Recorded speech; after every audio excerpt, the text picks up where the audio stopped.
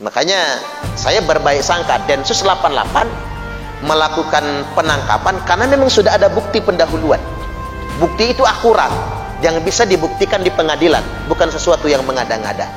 Mereka selalu berkata, ucapan-ucapan mereka, perkataan-perkataan mereka, kata Nabi, mengatasnamakan perkataan khairul bariyah, selalu berdasarkan Al-Quran dan Sunnah. Khairul bariyah itu nama Nabi, Pak, gelar Nabi. Selalu mengatasnamakan perkataan Nabi. Nah, kita ketipunya di situ. Yang namanya kekuasaan gak ada yang sempurna. Nah, tapi mereka mengkafirkan dan menghalalkan darah. Hari ini mereka sholat bersama kalian, besok mereka akan menghalalkan darah kalian. Wa yaqtuluna ahlal Islam, dan mereka akan mengorbankan perang terhadap sesama orang Islam sendiri. Khawarij, terminologi lampau. Teroris dalam terminologi modern, itu baca Qurannya fasih-fasih. Mereka semua membaca Al-Quran dan fasih-fasih. Bahkan mereka kadang kedoknya rumah tahfiz. Makanya hati-hati juga masukin anak ke rumah tahfiz itu. Karena ada rumah tahfiz yang memang mengajarkan Quran, ada yang menjadi kedok terorisme. Karena dulu Khawarij yang ganas namanya Abdurrahman bin Muljam, Pak.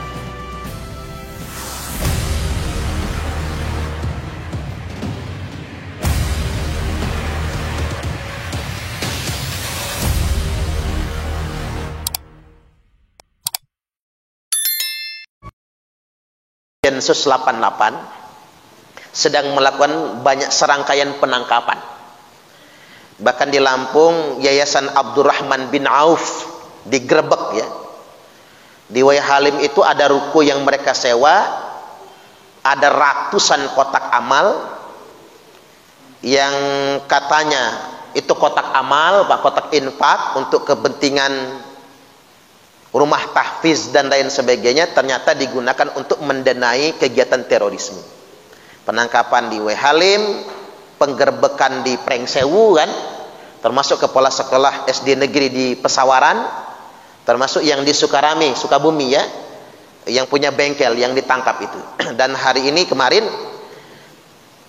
ada penangkapan terhadap 3 ustadz malahan, yang diantaranya itu 2-nya adalah pengurus Majelis Ulama Indonesia Pusat, bahkan salah satunya itu anggota Komisi Fatwa Majelis Ulama Indonesia Pusat. Nah, terkait ini bagaimana respon kita semua?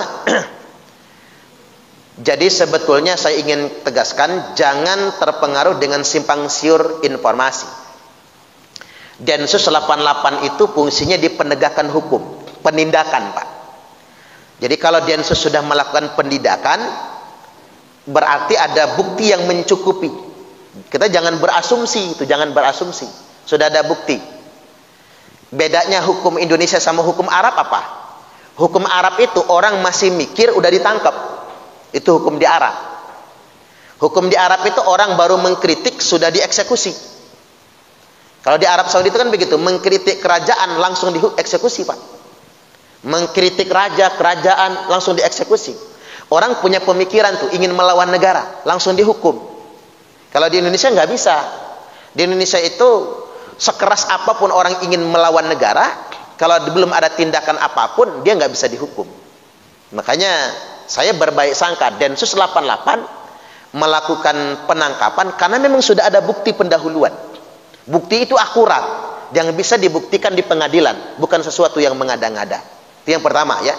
Jadi kita bukan ahli hukum, maka kita tidak boleh berasumsi dalam hukum. Tapi percayalah, itu penindakan. Dan saya sering tegaskan, mengapa yang wajib memerangi terorisme itu bukan Densus 88 sebetulnya, tapi kita umat Islam. Memerangi terorisme itu secara kewajiban umat Islam, karena mereka mengatasnamakan Islam soalnya. Coba ada orang, Pak, mengatasnamakan keluarga kita yang terhormat untuk melakukan perbuatan maksiat, marah kan kita? Nah, ada orang melakukan perbuatan kriminal mengatasnamakan agama Islam, ya kita yang harus marah, kita yang harus memeranginya. Densus 88 hanya melakukan penindakan karena sudah ada bukti pendahuluan. Makanya hati-hati sekarang nyumbang itu, panjenengan transfer ke yayasan tertentu, tidak jelas misalnya, itu ternyata digunakan dananya untuk kegiatan terorisme, panjenengan bisa ditetapkan tersangka penyandang dana terorisme. Makanya harus hati-hati. Sudah ada, Pak, soalnya sahabat saya jadi tersangka.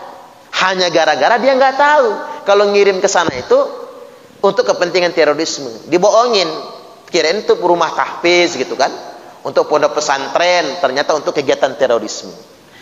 Nah, agar tidak bingung secara normatif, pada kesempatan kali ini saya ingin sampaikan, emang terorisme itu ada, Ustaz? Jawabannya ada. Nabi yang sudah mensinyalir, Pak.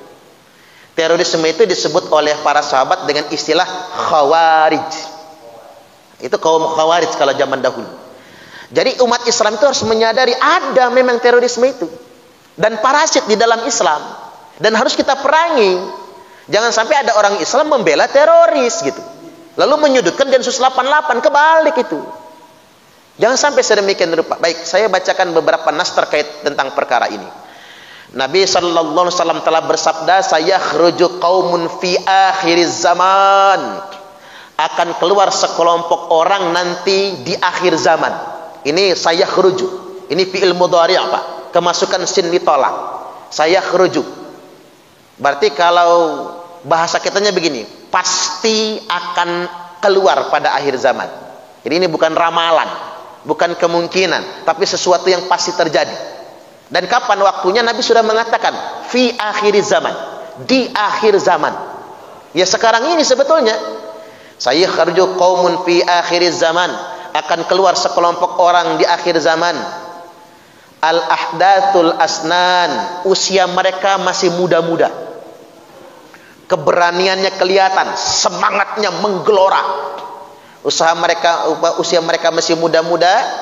Sufahaul ahlam, tapi sayang, otak mereka rusak. Jadi ada yang menerjemahkan sufahaul ahlam itu bodoh, tidak ngerti agama. Iya juga, Pak. Rata-rata yang jadi teroris itu bukan anak pondok, bukan anak pesantren, bukan yang dalam belajar agama, bukan. Rata-rata pondoknya juga mak jelas, yang kayak gitu tuh. Orang-orang yang pada dasarnya bodoh dalam perkara agama, sufahaul ahlam. Kemudian yang berikutnya, yaquluna min qauli khairil bariyah.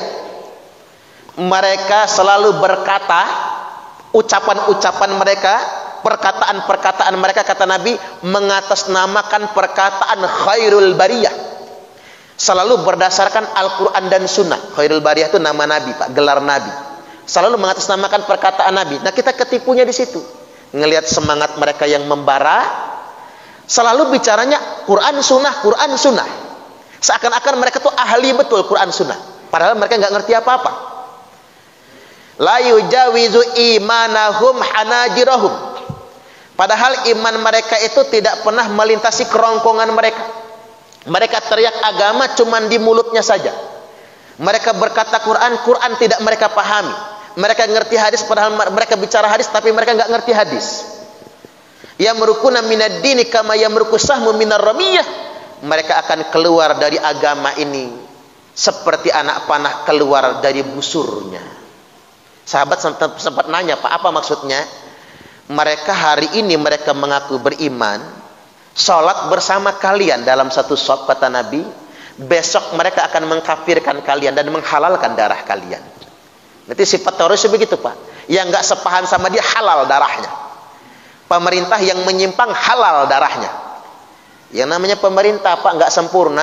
Kita juga kalau jadi presiden belum tentu sempurna, betul nggak kira-kira? Kita aja kalau jadi gubernur jangan-jangan korupsi kan? Yang namanya kekuasaan nggak ada yang sempurna. Nah, tapi mereka mengkafirkan dan menghalalkan darah. Hari ini mereka sholat bersama kalian, besok mereka akan menghalalkan darah kalian. Wa yaqtuluna ahlal Islam, dan mereka akan mengorbankan perang terhadap sesama orang Islam sendiri.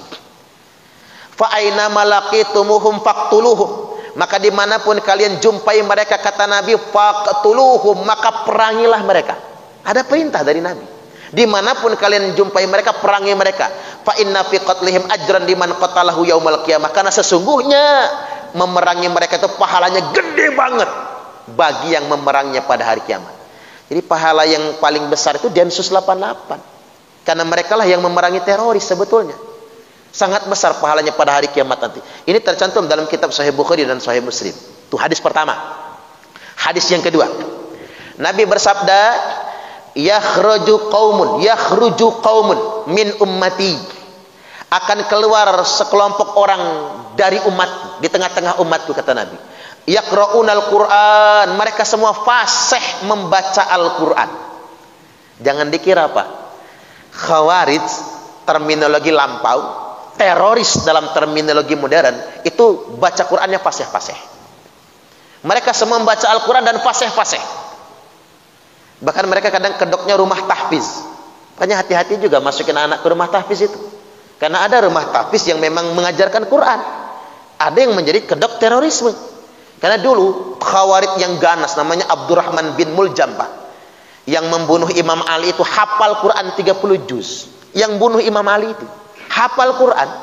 Imam Ali sedang mengimami salat subuh, ditikam lehernya. Dan Abdurrahman bin Muljam ini sebelum dihukum mati disuruh taubat, nggak mau.